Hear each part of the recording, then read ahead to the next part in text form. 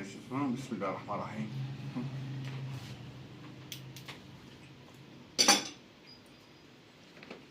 والله تحفة تحفة. اليوم بدي اسوي لكم جاتو بالشوكولا على طريقتي. هلا اول شي بدي احط كاسة حليب، بدنا كاسة ونص حليب، وهي النص الثاني، وهلا نص كاسة مازولا،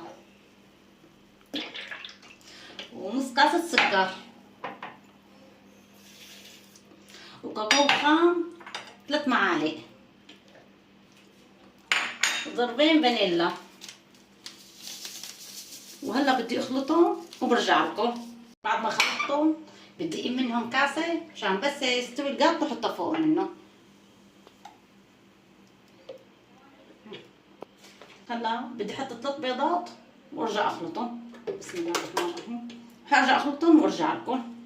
هون عندي كاستين طحين هذا منخولين، وهلا بدي احط الخليط اللي خلطته على الخلاط تبع الجاتو.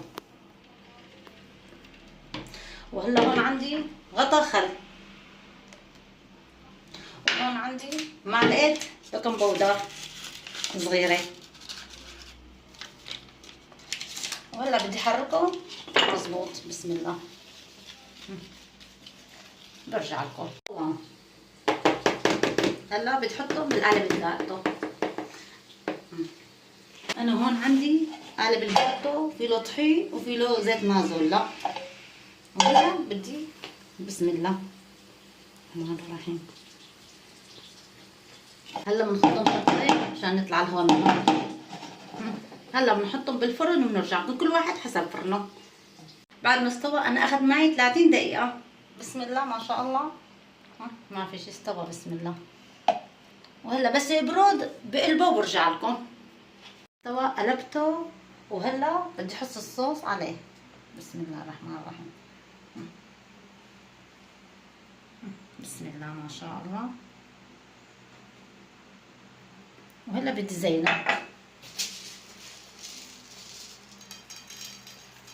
بسم الله ما شاء الله. هلا خلصت القالب جاتو وجوزي بده يقسم بده ياكل. يلا دوق يا. انا شغلتي الدوام. انا اهم شيء اني ادوق. بسم الله الرحمن الرحيم. بسم الله. يا عيني شو ها. والله باين شي شغله فخامه يعني. بدي اكل بايدي. شو بدي بلش. بسم الله الرحمن الرحيم.